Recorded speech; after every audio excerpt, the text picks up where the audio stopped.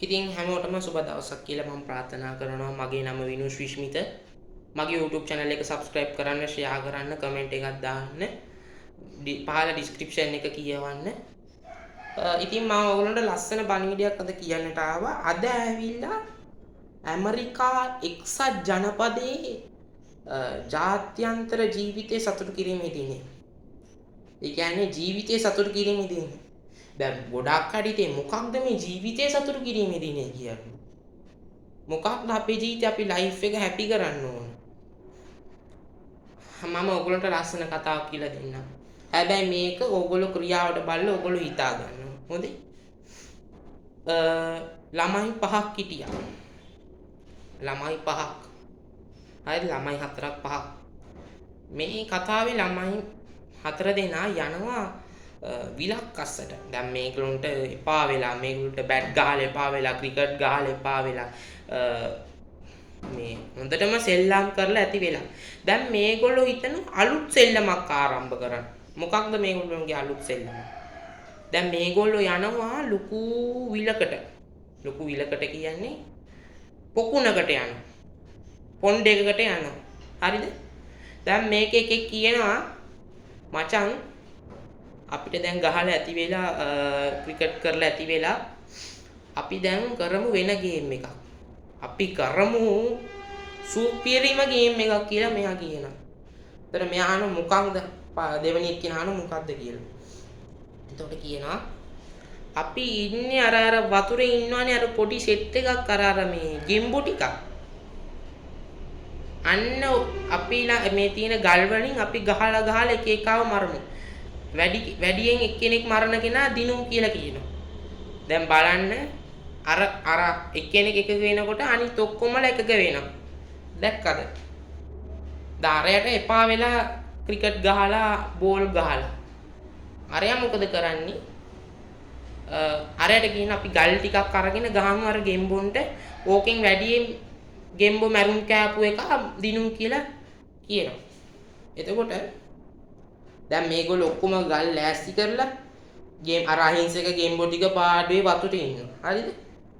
ගාල අරන් ගහනවා ගෙම්බොන්ට. දැන් ඕකේ ගෙම්බෝ කීයක් මැරෙනවද? දෙන්න 3 දෙනා 4 5ක් මැරෙනවා. මැරලා යනවා.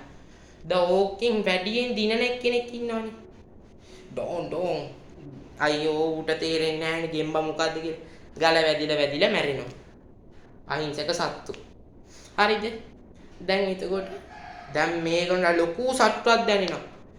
අම්මා අපි මෙච්චරක් ගැම්බෝ මැරුවානේ. අපි වැඩ බැරියොද? අපි වැඩ පුළුවන්නේ කියලා අර ගැම්මෙන් උජාරුවෙන් කතා කරනවා අර අහිංසක සත්තු ටික මරලා. හරිද? දැන් මෙතන ඉන්නවා වයසට ගිය ගෙම්බෙක්. මේ ගෙම්බා කියනවා හොඳට මතක තියාගන්න ළමයිනේ උඹලා අපේ අයව මැරුවනේ. දවසක උඹලව මරන්නත් කවුරු හරි ලොකු එකෙක් එයි. ඒ නිසා පරිස්සමින් හිටපන් කියලා මේ ලොකු ගෙම්බා කියනවා අර කොල්ලෝ 4 දෙනාට. අර කොල්ලෝ 4 දෙනාගේ ජීවිතේ පිනවන්න මොකද්ද කරේ? අර අහිංසක සත්තුන්ට ගල් ගහලා මැරුවා. ගෙම්බොන්ට ගල් ගහලා මැරුවා. එතකොට කියනවා උඹලට සෙල්ලම අපිට දෙල්ලම. ගෙම්බා කියනවා නියමට පංකාදුවට. එතකොට දැන් ළමයි ටික ඔක්කොම ගල් ටික අතහැරලා කියනවා අපි කරේ මේ මෝඩ වැඩ අපි යම් වෙන සෙල්ලමක් කරන්නේ ඒගොල්ලන්ට ඇති වෙලා කියලා ඒගොල්ලෝ ගියා.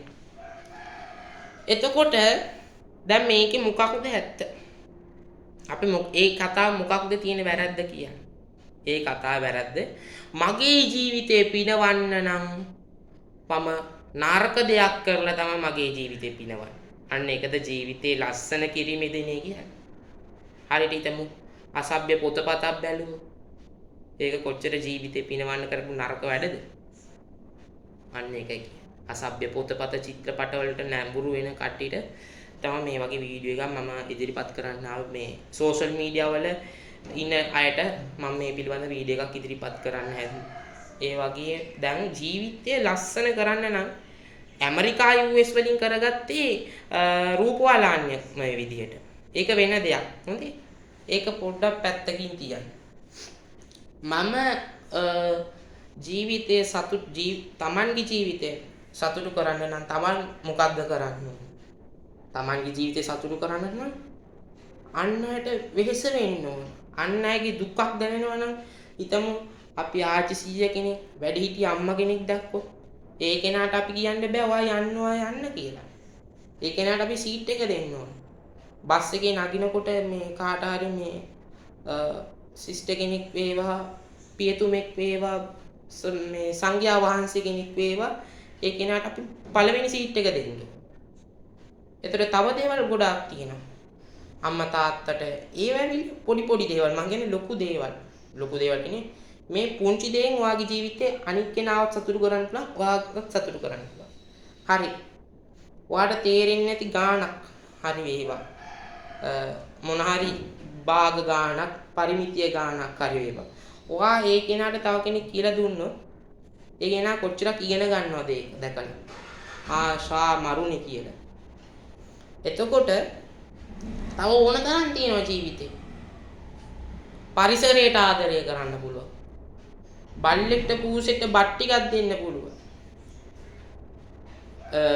ඕගොල්ලෝගේ ගෙදරට සාමාන්‍යයෙන් ලේනෝ කීයක් එනවද? කුරුල්ලෝ කීයක් එනවද? ඒ ගාන බල්ල අපිට පොඩ බත් ටික දෙන්න පුළුවන්.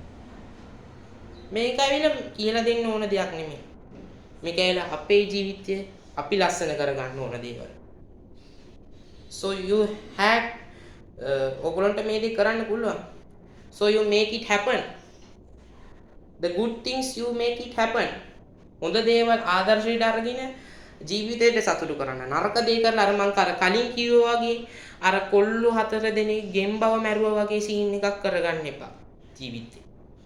මොකද අර මහලු ගෙම්බ මොකද්ද කිව්වේ අන්තිමට? උඹලට සෙල්ලම අපිට දෙල්ලම. දැන්වත් යන්න.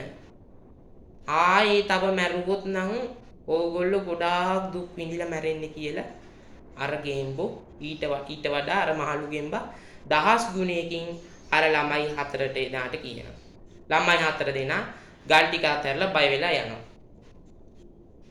ඉතින් ඒක කියන්නේ ජීවිතේ සතුටු කරන්න නම් ඔයා මේ පහර ගහලා අනිත් කෙනාට කන පැලෙන්න ගහලා මේ සතුටු කරන දිනයක් නෙමෙයි ජීවිතේ සතුටු කරන දිනයක්.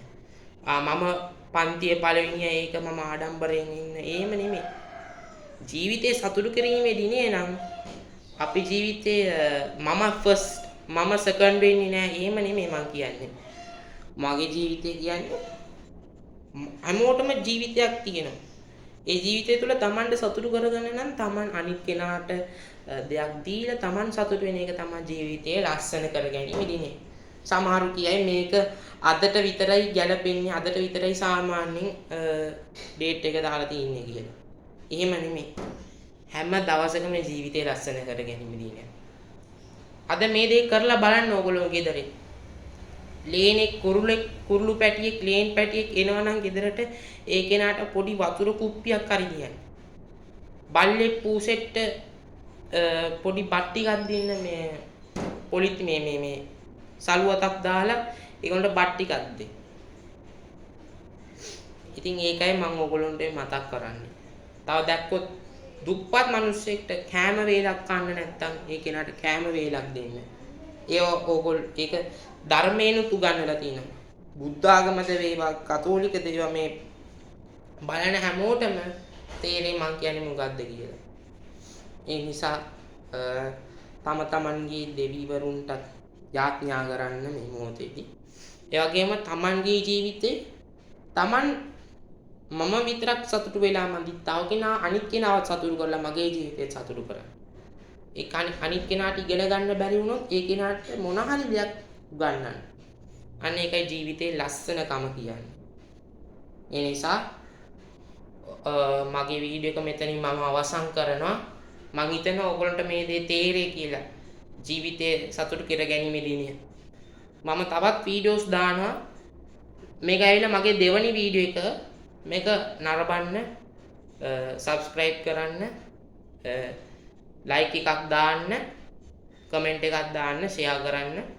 ඒ ඔයගොල්ලෝ හැමෝටම සුබ දවසක් වේවා කියලා මම ප්‍රාර්ථනා කරනවා.